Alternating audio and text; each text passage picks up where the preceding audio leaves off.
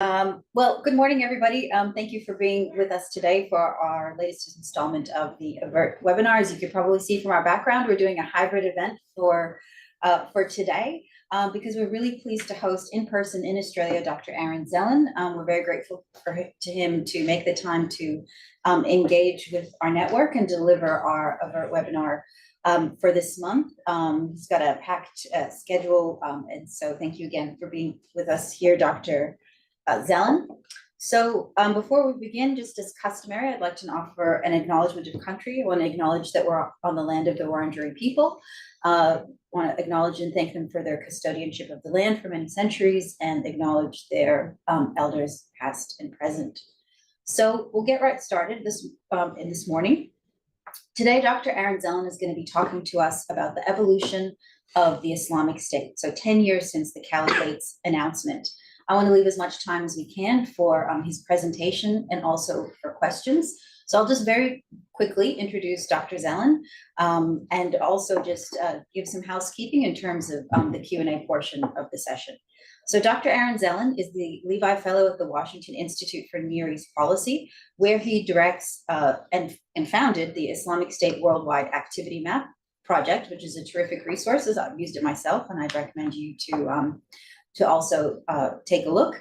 He's also a visiting research scholar in the Department of Politics at Brandeis University, an affiliate with the Global Peace and Security Center at Monash University, and founder of the widely acclaimed website Jihadology. He is author of the book, Your Sons Are at Your Service, Tunisia's Missionaries of Jihad, published by Columbia University Press, which was nominated for the Neve Memorial Book Prize in 2020. He also has a second book, The Age of Political Jihadism, the Study of Hayat Tahrir al-Sham, which was published recently in 2023. He's also working on another book, very productive, titled Heartland of the Believers, A History of Syrian Jihadism. Dr. Zelen's research focuses on Sunni jihadist groups in the Levant, North Africa, Afghanistan, and the Sahel, as well as trends of jihadi governance, online mobilization, and foreign fighting. And he's conducted field research throughout the region in Tunisia, Turkey, Iraq, Lebanon, Palestine, and Israel, and also has testified and served as an expert witness in front of Congress and other judicial cases. So before I hand it over to Dr. Zelen, who will be delivering his presentation, once this presentation is finished, please feel free to, for those of you online, to put your questions in the Q&A function. We'll be moderating that Q&A. They'll be coming into us, and we'll try to get through them as best we can. And obviously, those who are joining us in the room, just give a signal, and we'll take your questions later. So with that, off to Dr. Zelen. Thank you so much, Aaron. Thank you so much for having me, Lydia. It's pleasure to be here. I've been in Australia actually since 10 years ago, so it's kind of fortuitous that I'm talking about 10 years since the Islamic State, because actually one of the reasons I came here is everybody was so worried about what was going on at this time about 10 years ago. Though I was here actually when it was the summer here last time, so it's a little bit different now, but it's okay. I actually don't mind this weather. I'm from Chicago. So it's good to be back, and thanks for everybody online, and thanks for everybody in person. So one of the things that I was curious about actually while I was putting this PowerPoint together was like, I wonder what I actually had in a PowerPoint when I was talking about this 10 years ago. So I actually looked back on my Google Drive and something that was dated in July 2024, so 10 years ago. And this is what I came up with. Obviously, it's just screenshots of different slides. But I thought it was interesting to look back at sort of where we were then and where we are now in terms of the knowledge base and what people were interested in learning. And as you can see, a lot of this is kind of very basic stuff if you look at it now. If those that follow the Islamic State or those that follow what was going on in Syria and Iraq at the time, it seems as if this information is like common wisdom. But back then in July 2014, this was kind of like new information for a lot of people. So I think it's important when we're talking about these issues, sort of looking back and thinking of how much we actually know now compared to in the past and where we are in terms of dealing with the issue. Because although we know a lot about the Islamic State, of course, there's been a lot that has happened in the last 10 years in relation to this. And then I also was curious, in the aftermath of the Islamic State's territory, being lost in Iraq and Syria in 2017 to 2019. I was curious what I was talking about, like a year later in 2020, which is 4 years ago now. just because at the time, you know, a lot of people were like, ISIS, what's the deal in the future? Like maybe not as big of a problem. And it's interesting because the number of attacks, as you'll see coming up in Iraq and Syria, you know, for example, this I think was in March or April 2020 that these slides were from originally. You know, the amount of attacks in April in this case for 2020 or whatever is about the same amount of attacks that the Islamic State has had all year so far this year. So you can see that comparatively speaking, the number of claims of attacks has gone down a lot. And we're already talking about the whole issue, you know, a year after the fall of IS territorial control. Obviously, you know, some has changed, but still not too much. And then, you know, there were debates about whether ISIS was going to be able to take advantage in places like Somalia or even in the Indian subcontinent or in Afghanistan, especially in light of, you know, it was being around the time of when the Taliban was about to take over Afghanistan. And then we also were looking at sort of what's going on with this infighting between the Islamic State and Al Qaeda's branch in the Sahel region, in particular in Mali. Whereas nowadays, they're, you know, they do fight each other here and there, but they kind of have separated and are dealing with different parts of, you know, the territorial control or insurgency in different parts of Mali or the Sahel generally, in a similar fashion to what we saw in what happened in Syria, where originally, you know, Al Qaeda in Syria, Jabhat al-Nusra at the time, was fighting the Islamic State, but eventually, you know, Jabhat al-Nusra, which is now Hayat Tahrir al-Sham, more or less took over parts of northwest Syria, whereas the Islamic State decided to take over more the north central as well as the northeastern and eastern parts of Syria, and kind of live and let live, even though they didn't like each other.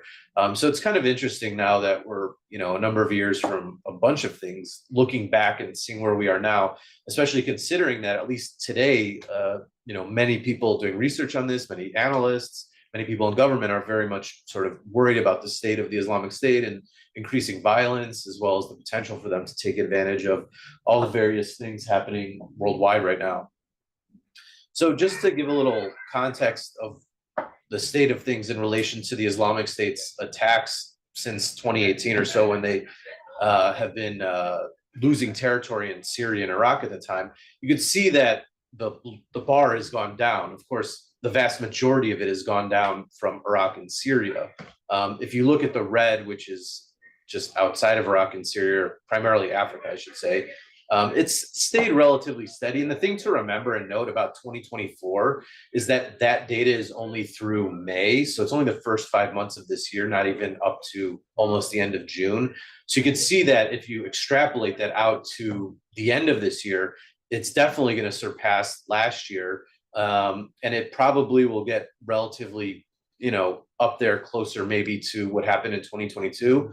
But of course, it's also contextualizing with the fact that the Iraq and Syria data is much less. Whereas if you look at the African data, it's on pace to be about the same, if not more than what we saw in 2022, meaning that IS's capabilities within Africa, in particular sub-Saharan Africa, Horn of Africa, is stronger now in some ways than it was a couple of years ago when it was at its peak. Part of this has to do with the fact that in the last 12 to 16, 18 months, the Islamic State's taken over territory in a number of countries, which I'll get to later in the presentation. One of the things to also caveat about some of this data, because this is based off of official claims that the Islamic State is letting everybody know about. Of course, it's important to remember that this is propaganda. And if you actually look at some of their internal documents that have come out in the last few years, at least in the case of Syria, there was a policy of them underreporting their attacks within Syria itself. So even though it shows the numbers going down, if you actually triangulate some of the data in Syria that IS is putting out related to its own attacks versus sort of how the Syrian Democratic Forces, the group that's fighting the Islamic State in Eastern Syria, that's allied with the U.S. and the coalition, it's a bunch more. And then if you compare that then also to local data and regional reporting related to the Assad regime in Russia and Iran and how they're dealing with the Islamic State there and fighting in sort of the desert region in Homs province, it's more there as well. So The strength of the Islamic State in Syria is more than they're trying to put out there. I think part of it is they're trying to lull people to think that they're not as strong as they actually are, because they want the US to, of course, withdraw. So if they make it seem as if they're weaker, then they'd be able to take advantage a lot more easily. I should note, though, that in the case of Iraq, they actually truly are very weak in there. They barely do much of anything in Iraq right now, which is quite interesting, which in some ways illustrates some of the successes of what's gone on with the coalition and the partnership with everybody in Iraq. But one of the worries I have, at least when we're looking at this, is that because of the successes in Iraq, this could lead to a slow roll into the reemergence of IS in Iraq, because now there's sort of these debates going on about whether the security relationship should change with Iraq between the US, where it's primarily through the global coalition against Daesh, to one that's more related to a bilateral security relationship, which then has legal consequences, because the coalition has sort of a legal framing that allows the US to have a presence in eastern Syria to fight IS there, to sort of protect Iraqi territory. But if it changes from that construct to one where it's just bilateral, then that could undermine the legal rationale for the US to be allowed to operate in eastern Syria to fight against the Islamic State. So as I've said to numerous people in the US government when I've talked to this, including people in relation to the coalition, that if there is this change in the status of how this relationship is with Iraq, it is worthwhile putting in some legal proviso related to maintaining a presence in eastern Syria, so that the US can continue to protect Iraq from the potential of the Islamic State in Syria building itself back up, because, as I said, it's actually qualitatively stronger in Syria. And the thing, too, is unlike Iraq, which, while it has its own differences within its state, is still the Iraqi state, whereas in Syria you have all these different pieces of different actors controlling different parts of it that are not aligned. And so if the US were to leave Syria in a hypothetical scenario, I think most rational people would think then that Turkey would have a larger open field to go against the SDF, because they view them as essentially a branch of the PKK. And there is some level of truth to that. And Turkey, views them as more of a security threat for them, because the PKK has been involved in terrorism within Turkey. So as a consequence, it's unlikely that the SDF would be much interested in continuing to fight against ISIS, especially within the Deir ez-Zor region, which is not Kurdish at all, and more just pack their bags and focus on their heartland in the Hasaka region in the northeast of Syria. And therefore, that would provide ample space for the Islamic State to try and take advantage and potentially take over territory again in different parts of Deir ez-Zor province. And as I'll discuss in a little bit, they've been continuing to do shadow governance over the last 5 years since they lost territory there, even though it isn't put in their propaganda, but based off of local sources from on the ground.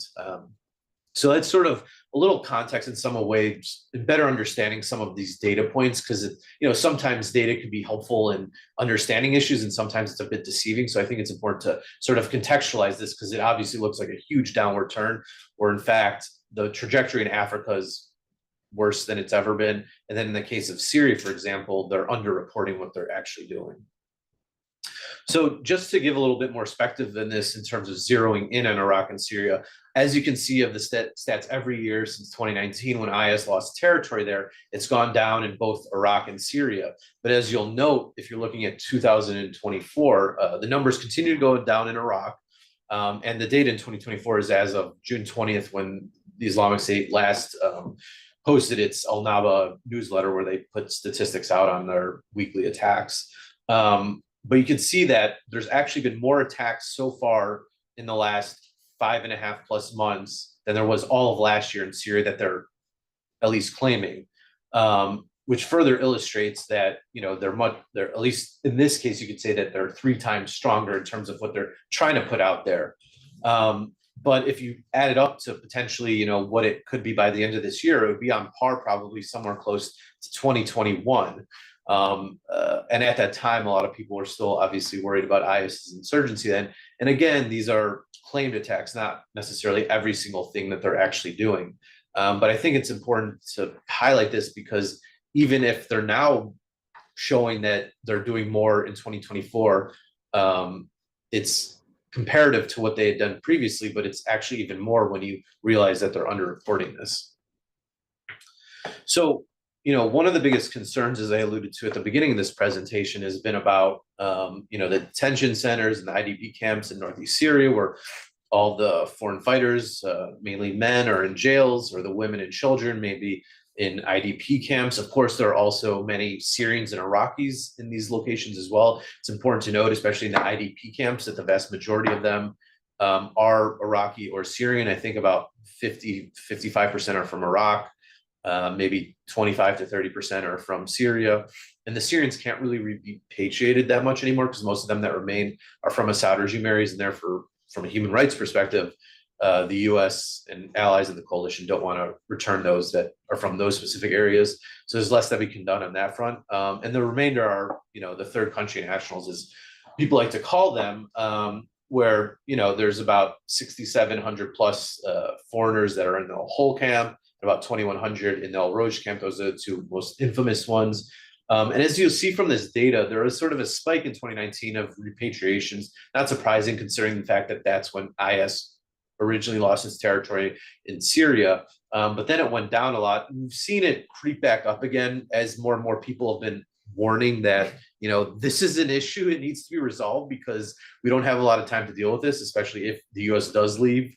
Because it's a scenario where if the US does, then ISIS will try and break people out of not only the prisons, but most likely the IDP camps as well, because then they would be able to not only, rebuild our fighting force, but also the state building project, where it's viewed as sort of this intergenerational aspect, where the women and children have a role in it as well. So it's not just about fighting and insurgency and things along those lines. But if you look at sort of the data and how much is left of the contingent of third country nationals left at the current rate, based on the amount of people repatriated since 2019, it would still take another 15 years for all these people to be returned home. I don't know about you, but I don't think we have 15 years to sort of dither on this potential issue, considering all the security concerns that people have about the future of Syria, and less so about Iraq, but especially considering the different geopolitics related to Syria and potential for a US withdrawal. So it's something to consider when we're thinking about this issue, that it really is something that needs to be taken care of. Moving on to Afghanistan, obviously, more recently, we've seen the Islamic State's Khorasan province become sort of the name du jour related to the Islamic State, especially since they've been involved in a number of external operations. But one of the interesting things is that there's sort of a paradox. Historically, when we think about groups being involved in external operations, usually it's in the context of a safe haven.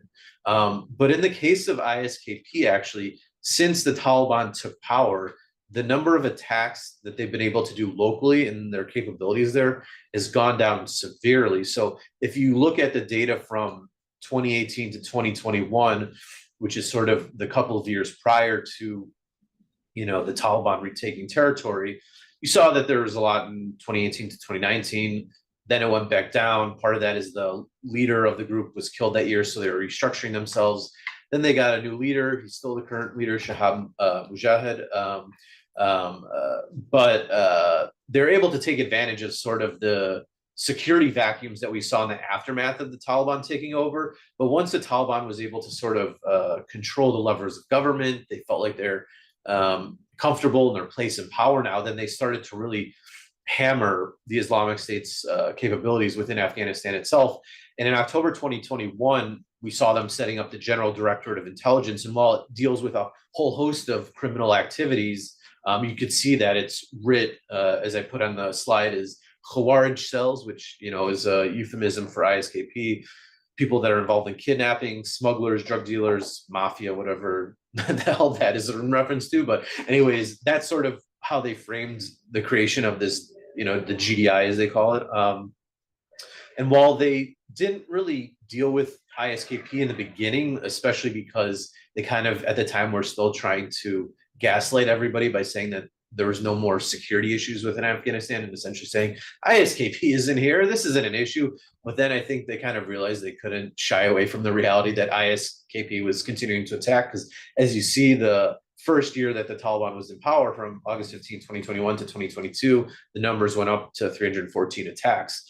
But then it went severely down that second year once they started cracking down. We saw them starting to do arrest campaigns in July 2022.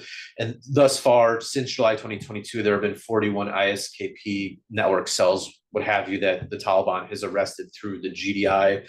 And the thing too is one of the ways, obviously it's propaganda, but also another sort of way of kind of looking at the strength of IS is that, because of the fact that the Islamic State had so many leaders that were killed in such a short period of time, every time there was a new leader, they needed to do a new Bayat campaign or pledge of allegiance to the new caliph.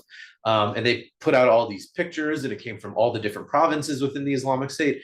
And I was just curious if you could actually track the fact of ISKP being degraded locally by the number of people showing up in these sort of Bayat campaigns. And as you can see from the data there, when Abu Bakr al-Baghdadi was killed in there, giving the bayat to the new guy, Abu Ibrahim at the time, there's 135 individuals in the pictures. And then the most recent one in August 2023, when they're giving it to the new guy, Abu Hafs, there was only 32 people. And if you actually compare it to other provinces, you could kind of track the ebb and flow of some of those provinces as well, where the number of people showing up in the ones in different African provinces has gone up every single time just because they've gotten stronger and stronger. So there's another sort of proxy for some kind of showing how you could see IS going down. And this year, at least it's on pace for 53 attacks until August 15th, which is the 3-year anniversary of the Taliban taking over. Obviously not that much lower than last year, which was 69 attacks, but,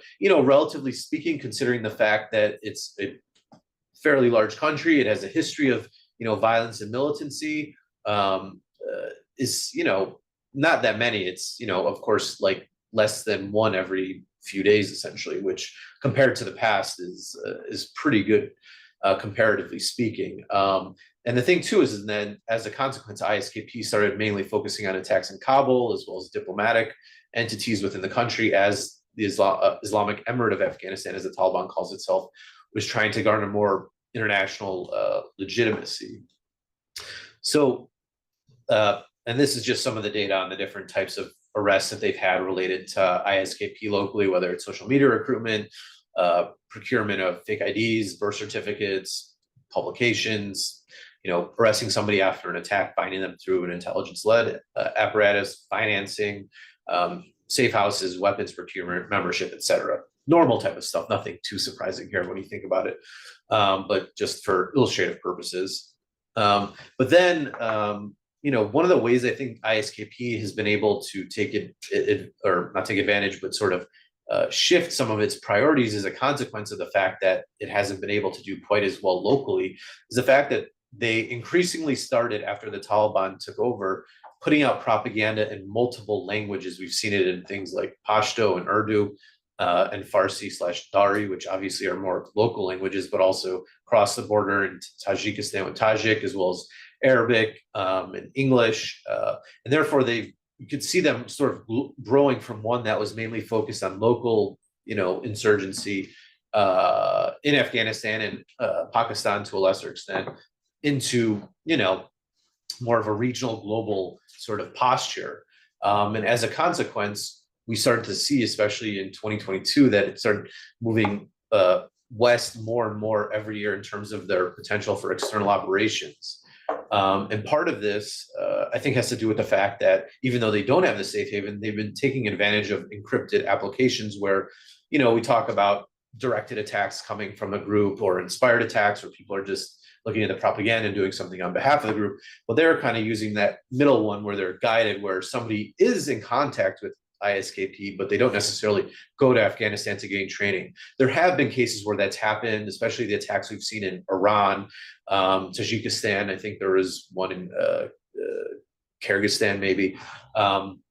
So that's one thing. But as a consequence of it, they're able to take advantage of residual foreign fighter networks from Central Asia that were people from those countries that went to Iraq and Syria last decade, as well as migrant communities that are in places like Iran, Russia, Turkey, as well as in Western Europe, especially in Germany. Because if you look at sort of their external operations plots as well as attacks, most of them have either happened in Iran, Turkey, Russia, as well as in Germany, but we've seen plots elsewhere as well, as the slides show. And one of the biggest concerns now, of course, is whether they'll be successful in an attack in the West. Thus far, it hasn't happened. But I mean, one of the biggest risk points I think now that people are worried about is, of course, what happens in the next 6 weeks, primarily related to the Olympics. There have been 2 plots broken up by the French in Paris related to the Olympics already, and we're still, at least 3 weeks or so away from the start of the Olympics, I think, if not maybe a month. Not quite sure the exact date it starts. I wouldn't be surprised if we saw more plots that happen that they break up ahead of time to make sure. And then there's also the French election that's going on top of this. So things are heightened in general in France, now not even specific to ISKP, but as we know with, these types of groups in general, they take advantage of any seam within society or opportunity to do something. If we're thinking about the potential for a successful attack, even though most of their plots in Western Europe have primarily been in Germany, Paris, France definitely worries me the most in the next 6-week time frame, and hopefully nothing happens. Just to get an idea of some of these different ISKP networks outside of the AFPAC region, this is just a plotting of different arrests related to different networks, whether there are people that have done attacks and then were arrested after the fact, or people related to the attacks that helped out with it, foreign fighter recruitment networks, as well as financial networks related to ISKP. So you can see, this isn't nothing. It's not just in one area of the world. It's happening in a lot of places. So they definitely have been able to project power out to a number of locales over the last 2 years in many respects. So moving to the Islamic State's governance projects, this is another important aspect of the group, of course. One of the reasons why they became so popular in some ways is the fact that they did control territory. They did try and implement, from their perspective, of course, their version of Islamic law, Sharia, what have you. And for a number of years, they tried to export this out to a number of countries with fits and starts. We saw for a year or two in Libya, they were able to do this in like 2014, 15, 16 time period. We saw this in Afghanistan also for a couple of years, but those both kind of petered out. We've seen it up and down in Nigeria over time. But what we've seen in the last 12 plus months to 18 months is that they've really been able to solidify territorial control over different areas. Of course, the amount of territory they control isn't large scale. It's not like it was in Iraq and Syria when it was the size of the UK. Also in more rural areas than places that had more urban environments like Mosul or Raqqa, for example. But I think it is still important to highlight this because while people focus on the reemergence of the Islamic State vis-a-vis terrorism or insurgency, it's important to remember that, one of the key essences of the Islamic State is the fact that they are a state and they're interested in governing. So they keep on doing this further illustrates that we can't ignore this aspect of the group, even if, the violent parts of it are the ones that get the news. And we've seen, what's happening in Mali, Nigeria, and Somalia, and Mozambique.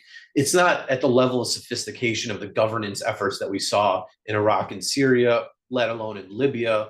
But we do see sort of these proto-governance aspects as well as some level of social services, sort of similar to what we might have seen in Syria in, say, 2013 when they're really first building themselves up. And the thing is they have the space to potentially do that in these locales, considering the fact that the pressure upon them is different now than it was maybe post 2014 after the coalition was created to go against the Islamic State.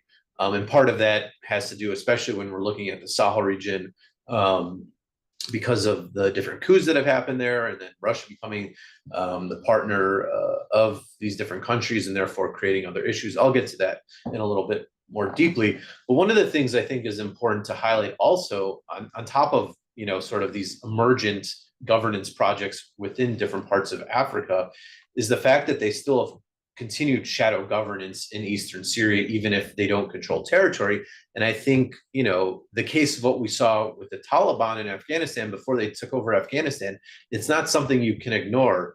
Obviously, militarily, they took over the country quickly, but once they did, they're able to start the governance of Afghanistan relatively quickly too. So having that continued experience, as well as institutional knowledge, provides, the opportunity, if the U.S. did leave, for them to quickly, I think, take over different parts of Deir ez-Zor province. And while, the shadow governance that they're doing isn't as sophisticated as it was previously when they did control territory there, it highlights that they do still have this sort of skeletal aspect of it, and that they can build it out if they needed to, if the opportunity was there. And, as I shown some of the administrative documents on the bottom, they're still putting out administrative documents.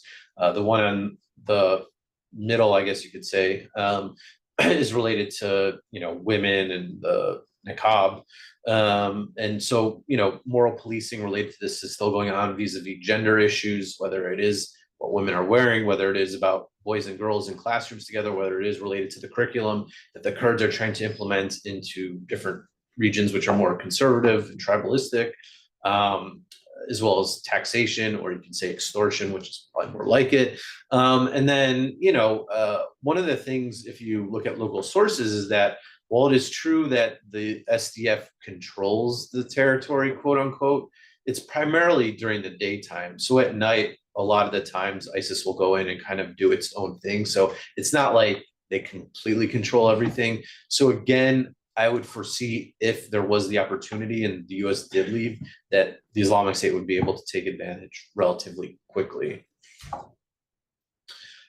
Just to briefly talk about some of the stuff in our own, home countries, for those living in Western countries. This is just some of the data from the map that Lydia was talking about at the beginning during the introduction. This is some of the data from the last couple of years related to arrests. Thankfully, there hasn't been too much stuff happening in Australia, but as you can see, there still have been a number of arrests related to the Islamic State in the United States, as well as Western Europe, over the last, 2, 3, 5 years. And therefore, even if they haven't been able to actualize any large scale attacks, there have, of course, been some small attacks here and there, stabbings, car rammings, things like that. There are still people that are eager and interested in doing something on behalf of the Islamic State. I think sometimes we get a false sense of the state of the group, or what people are interested in related to the group, by only looking at successful attacks. But if you look at the whole body of it, it shows that there are still people very much interested in this group, even if from our perspective or perception, the Islamic State isn't strong anymore. But from their perception, the Islamic State is still on the march. And that's why they're doing stuff on the group's behalf. One of the things also to note that I think is interesting, this presentation is primarily about the Islamic State, but I think one of the key reasons why the Islamic State has been able to survive and be adaptable and sustainable over the last 5 years, considering the fact that they have had a turnover of 4 leaders now since the fall of IS controlling territory, is that they have more of a legalistic model of who's in charge versus a charismatic model. I think that really hurt Al-Qaeda in many ways. After bin Laden died, we obviously saw a big difference with Zawahiri. You could also possibly attribute to the fact that, the Islamic State did leave Al-Qaeda as a consequence of Zawahiri not being bin Laden, as well as HTS for that matter, if we're going outside of the context of ISIS and Al-Qaeda. So it's something to note, especially considering, the current, questions about the leadership with Al-Qaeda Central now post, Ayman al-Zawahiri being killed, and them not admitting it still, and Saif al-Adil being in charge now allegedly, but it's in Iran, and therefore that creates ideological issues. But all of the people under him are primarily in other areas outside of their traditional locations in the AfPak region, and thus, there are questions about the future of sort of the senior leadership within Al-Qaeda, whereas the Islamic State is like, they keep calm and carry on. Our leader's dead. Okay, next guy up. It doesn't matter. I mean, none of us even know who the current caliph is now. I mean, we have his kunya, but like who he actually is, and it doesn't even matter, because every single time there's been a leader killed, you'll see the Bayat campaign from ISIS, and all the people with their guns, as the picture shows, are up, celebrating the new caliph, blah, blah, blah. And as we've seen, the Islamic State has been able to continue its, insurgencies, terrorism campaigns, governance projects, external operations, financing, and it really hasn't been hindered at all by the fact. So I think it's important when we're considering the future of the Islamic State also, is that, you know, this leadership model in some ways is more sustainable, unless somebody that comes into power is maybe a bit more narcissistic and egotistical and kind of changes that, and therefore makes it more difficult. But thus far, with the leadership changes that have happened with sort of the first four quote unquote caliphs, they've continued with this model. Just to wrap it up, because I know I've been talking for about 35 minutes or so, some conclusions, future trajectories, things to think about before the Q&A. I would argue in some ways that even though you know, the Islamic State looks different now than it did 5 years ago when it lost territory in Iraq and Syria, in some ways it's more integrated now organizationally when it was before. Previously, the Iraq and Syria provinces were kind of out on their own island, and the external provinces were kind of doing their own things, whereas now they changed sort of the organizational structure in the last 5 years, where they're all kind of on the same par together and they've coordinated more. Obviously, we know historically on the media front, they've always had it extremely centralized. But when you're looking at the governance projects, it very much is following the same model that we saw with IS in Iraq, Syria, and Libya when they were in control of territory there. The financing is being run through their Somalia province, and it's being sent to various provinces in Africa. It's being sent to ISKP. For example, the ISKP attack on the US soldiers when the US was leaving was planned and financed by IS Somalia, you know, off to the Turkish province as well as into Syria. So you can see that there's a lot more connection. And then just like in the past where they're calling for foreign fighters in Iraq and Syria, we've seen them trying to do that in other locales too. Well, it obviously hasn't been successful in the same way. Some of it has to do with structural factors and the fact that it's a lot easier to get to Syria in some ways to some of these other locales like Mali, Nigeria, Somalia, Mozambique, or Afghanistan for that matter. You know, it's still happening. We're seeing more signs that there is an interest beyond just countries surrounding these insurgencies, where we've seen some interest from other regions of people trying to go there. It's still relatively small, but something to think about. And then in terms of external operations, where they've been able to spread this out beyond just Syria, where historically they had been doing the external operations from, now it's via ISKP. I would suspect that there's some, you know, things happening with the other provinces that assist with some of these as well, considering the fact that ISKP doesn't control territory. And then I would say that I think power competition is undermining counterterrorism. There isn't the same level of trust. If you look at the cases of the ISKP attacks in Iran and Russia, the US warned both of them. They ignored them. A lot of it has to do with the fact that they don't trust each other anymore, or for whatever reason, they didn't want to listen to the United States. And I suspect that we'll see similar things going forward.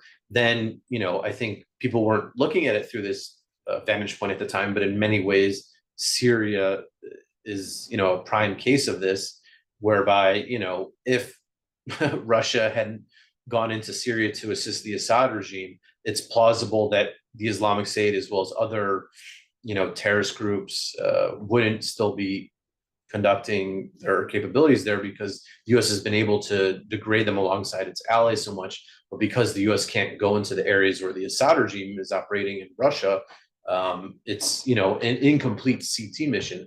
Then, as I noted in the Sahel, obviously the Russians have different rules of engagement than the French did when fighting ISIS or Jainim, for that matter, the Al-Qaeda branch there, which led to a lot of massacres. Either people have gone north to become IDPs or refugees, or people have joined the groups to seek revenge. And therefore, we've seen that they've continued to spread amongst Mali, Niger, you know, Burkina Faso, with attacks into places like Benin and Togo now. And then in Afghanistan, while it is true that the Taliban has been fighting ISKP, because of the fact that the Taliban's in power, it makes it more difficult for, say, if the US wanted to maybe drone strike somebody that's in ISKP there, especially considering the fact that they've developed relatively close relationships with China now, as well as other US adversaries like Iran and Russia. Of course, you know, the Taliban's gotten very close with US allies too, such as Qatar and Turkey. But because of that, you know, because the Taliban does have some pretty good backing now by China, it makes it more difficult when we're thinking about maneuvering if there was sort of like a, you know, imminent threat possibly. And then related to Mozambique, it's primarily due to the fact that there's one of the bigger, natural gas projects going on there that's run by a French company that they haven't been able to put online because of IS's, campaign there. And as a consequence, that's, from the perspective of people thinking about, the Ukraine war, people want more energy in the markets just because of inflation and all the prices going up, even if we do probably want in the longer term more sustainable energy sources than natural gas. And then the thing too, when you're thinking about the Ukraine war in general, Russia's gone all in there. So all of their security and intelligence is primarily focused on Ukraine. And as we've seen now in the last few months, first with the Crocus attack, then a few weeks ago with the prison riot / break attempt, and then just the other day where they're going against police officers as well as burning churches and synagogues, it's clear that some of their CT capacities domestically have hindered as a consequence of this. And then finally, just to note that I think that there will be a long tail related to 10/7 attacks and Israel's response related to it. There have been 42 terrorist plots / attacks across the globe that are directly related to the 10/7 attacks.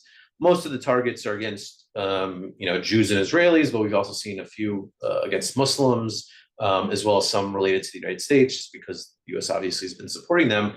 But and most of them have been sort of single actor type of plots and attacks. But we have seen 4 related to ISIS. And then when you get outside of sort of the global context, internal to Israel, there have been 11 IS-related arrests within Israel since 10/7, which most people don't realize just because most of the focus is, of course, on Hamas. But ISIS has been trying to take advantage of this. So I think that's pretty much, just a quick plug for the map, just because it is a good way of keeping up with everything online in relation to it. And, we update it in near time. As you could see, I took a screenshot before I, did this. So you could see that last updated today, or I guess that's actually the date is June 25th. So that's today in the US because it's based off of the US time.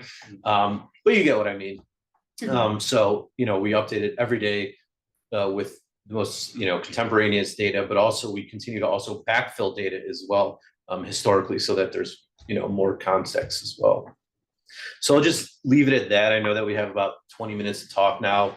For those outside of the room, here's some contact details as well as all my various projects and websites if you're interested in anything. But for those in the room, I also have business cards if you want to be in touch ever in the future. So thank you again, Lydia, for having me. Thank you, Aaron. That was terrific. It's such a really great comprehensive presentation on Islamic State globally, which we actually don't quite get to hear much of lately, considering, it seems like it's been overtaken by a lot of things. But as your presentation shows, still a very active movement, one that we need to keep track of and engaged with. So I'll just remind our folks online, if you have a question for Aaron, just please put it in the Q&A function. And for those in the room, just feel free to raise your hand, ask a question of Aaron.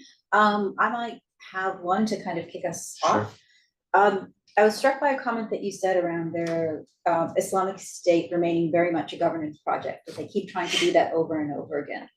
And I'm wondering if the Islamic State is focused primarily on governance, right? How much does that matter from a CT perspective? So if they take over some territory in Africa, they govern that territory, maybe we don't like how they govern it, it's not according to what we do.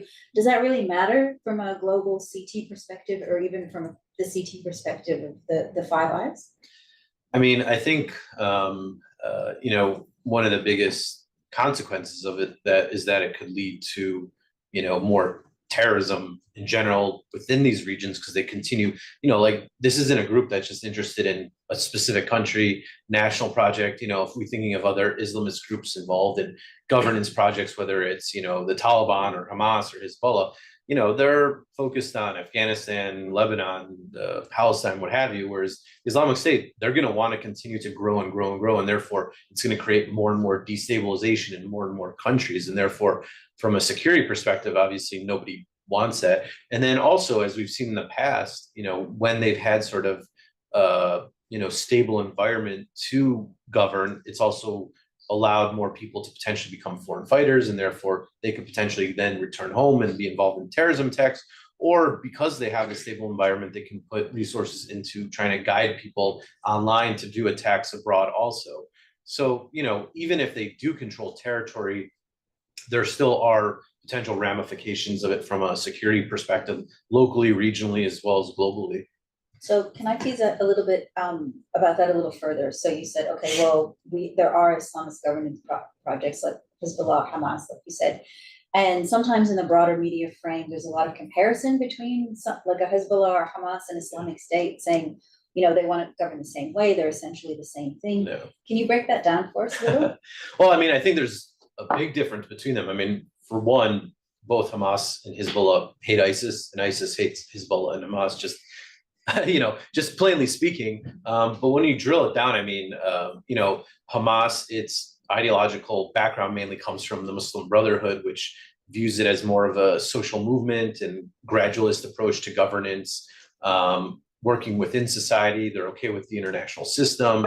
They were involved in elections within Palestine. At least that's how they first got into some level of power almost 20 years ago now in Gaza, at least. Obviously they were then involved in a coup against Fatah, but that's a whole other issue. But from an ideological perspective, ISIS would never be involved in democracy or elections. They view that as another religion, because you're essentially equating humans legislating to God, which is the only one that's allowed to legislate. And the fact is that Hamas only focuses on Palestine. They're not interested in a worldwide caliphate, which is what the Islamic State wants, because they think everybody should be under, this umbrella of their Ummah, essentially, or Islamic nation. And then from Hezbollah's perspective, of course, they're Shiite, which, the Islamic State views as not real Muslims. They're rejectionists from their perspective, ideologically speaking, because they're not Sunnis. And then, of course, their ideological, background is more related to Iran and Ayatollah Khomeini, going back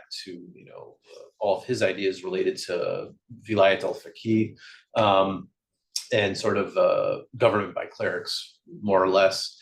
And also, even though there are those connections to Iran, of course, Hezbollah's primary focus is on Lebanon, and they're not trying to themselves control any other territory, even if they ally themselves with other groups that are similar in other countries.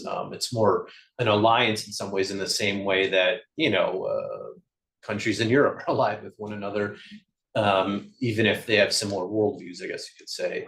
And then the thing too is that sort of the ideological background, I guess, or at least the theological aspects of the Islamic State, comes from Salafism, and they have a certain then methodology of how to implement it. And that's one of the disagreements that they have with a group like Al Qaeda, where they believe that they have the wrong methodology in terms of implementation, as well as the fact that the Islamic State views anybody that essentially disagrees with its worldview as not a real Muslim or an infidel, and therefore they must be fought. Whereas Al Qaeda is slightly more lenient, maybe not that much, but definitely more than. All relative. Yeah, I mean, Al Qaeda essentially is like, okay, we'll tell you these ideas. You have the opportunity to join us.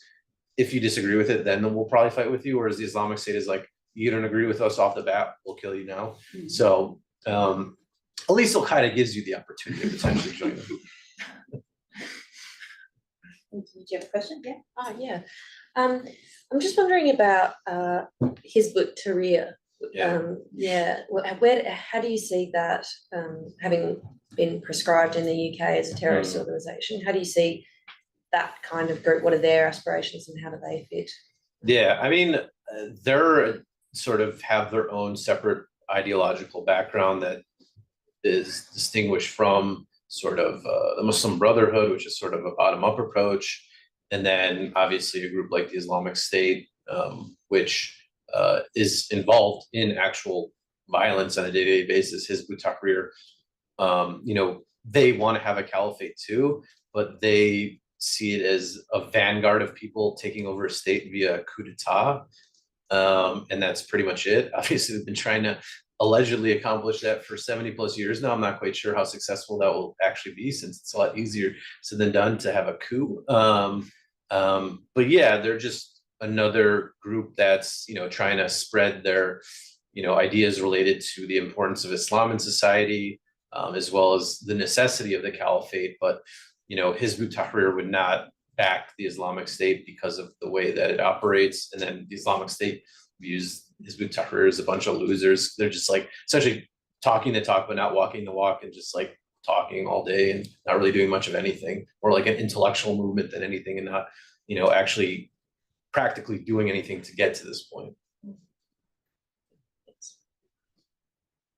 Any other questions? Yeah. Yeah, if I may. I was interested in your discussion about the change in governance structure. Do you think that they've become more resilient and more adaptive in recent years? I think that's definitely true because they've been able to sort of have the whole organization on par with each other, where there was sort of a hierarchy before where the branches or provinces in Iraq and Syria were kind of seen as above all the other provinces in different parts of the world where they're operating, just because that's where the group originally started. But then there's more parity between all of them since they lost control of territory in Iraq and Syria, and that's why we've seen them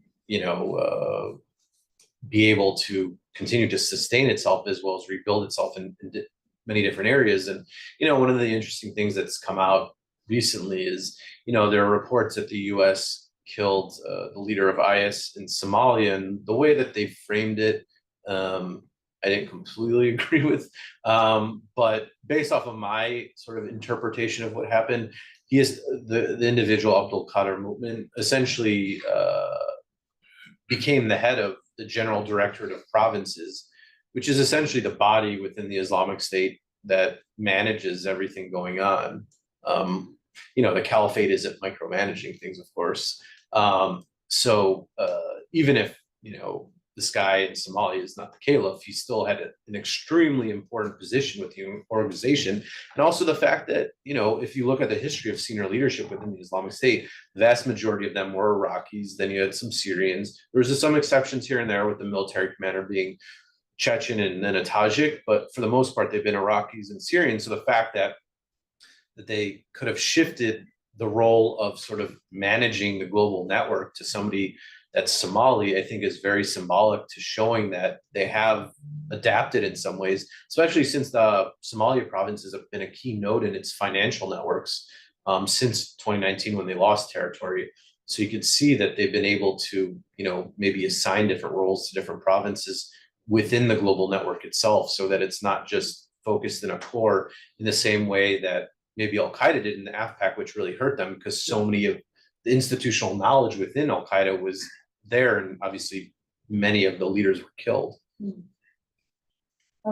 I just wanted to follow up on Lydia's question, actually, on the establishment of IS overseas and what that means for threat context, say in Australia or other Five countries.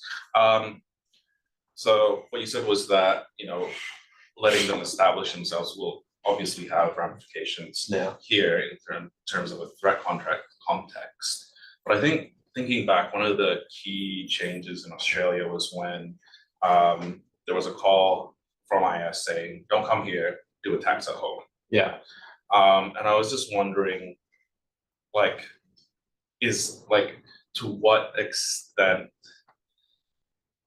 they're gonna do these kind of directives to people, put that out again. I mean, they have put that out still. They've also once again called for people to be foreign fighters, just primarily in their African provinces. But like I said, it's a lot easier said than done, considering where you'd have to go to get to these places, because they're pretty rural areas and countries that are not necessarily the easiest to get to, especially if you don't have a ton of money to get there. Whereas Syria is much easier because you just got to go through Turkey, and Turkey obviously is connected to everywhere in the world through Turkish Airlines. But yeah, I mean, if you look at the map from before about stuff in the West, obviously there hasn't been a ton of stuff in Australia or New Zealand. I don't know if you guys have some kind of exceptionalism or you guys have some solution to something, but it's clearly still an issue in the US, Canada, and Western Europe. So people in those countries or that continent, it still resonates with them, maybe in a way that for whatever reason it doesn't resonate as much here, maybe because Australia and New Zealand's so far away. And also, I mean, it's also plausible that maybe because IS in this part of the world isn't as big of a problem, like obviously for a minute there was them controlling territory in the Philippines, but like that more or less is not a thing anymore. You know, there have been some attacks in Maldives. There's the one big one in Sri Lanka. You know, one of the interesting things is that we really haven't seen ISKP trying to target this way. It's all been to the west and north of them, and not sort of, I guess, south, quote unquote. Maybe it's because they don't have access to, you know, networks in the same way here of people, or plugging into people that might be interested in it. But it is interesting if you kind of look at the data between Australia and New Zealand compared to US, Canada, and all the Western European countries, where clearly it's still an issue. I mean, you're seeing arrests every week in those areas, more or less. I mean, especially in Europe, less so in the US. The US is just so big. Can I ask a follow-up about and I'll go back to you, Yep, Mama. yeah. Just a question about the stats for this. Yeah. So when you say homegrown arrests in the West, are those that have very specifically called or related to the Islamic Yes. State, or inspired by kind of jihadist ideology? No, this is just Islamic State. Yeah, perhaps maybe that's the difference in Australia, that there have been some concerns around being inspired by jihadist ideology and violence generally, Yeah. but maybe not that. But Mo, please. Oh, no, well, I was just gonna ask if you know anything about Indonesia, because I feel like there's Philippines and then there's Indonesia, Sure. and that's I a mean, lot there closer to home there for have been Australia. like arrests here and there, and there have obviously been some small attacks here and there, but it's, you know, not, it doesn't seem like it's a huge problem. I mean, not on the level that we see in other places of the world, for sure. You know, there's actually been like 3 arrests in Malaysia in the last week or 2 weeks, which has been interesting, just because Malaysia is usually relatively quiet too. I don't know if it's just a specific network of people and therefore they got intelligence and found other people or what, but I guess it's something to, you know, think about if it becomes a trend. But obviously 2 weeks of data is not really a trend. It's kind of a small sample size. Yep. But it is interesting when you sort of see clusters like that out of nowhere and what that might mean. But yeah, I mean, yeah, Southeast Asia kind of just like, it's just not as an immediate threat in the same way it was, I guess, 5 years or so ago or more, when things were really popping off in the Philippines. Yeah. So, Thank you. yeah, no worries. Well, we're about closing time, unless there's one last question from anyone there. All right, well, thanks, Aaron, for that terrific presentation, engaging Thank with our you. questions and with our network. So please join me in thanking Dr. Aaron Zellin, and we'll see you for the next AVERT webinar. Thanks.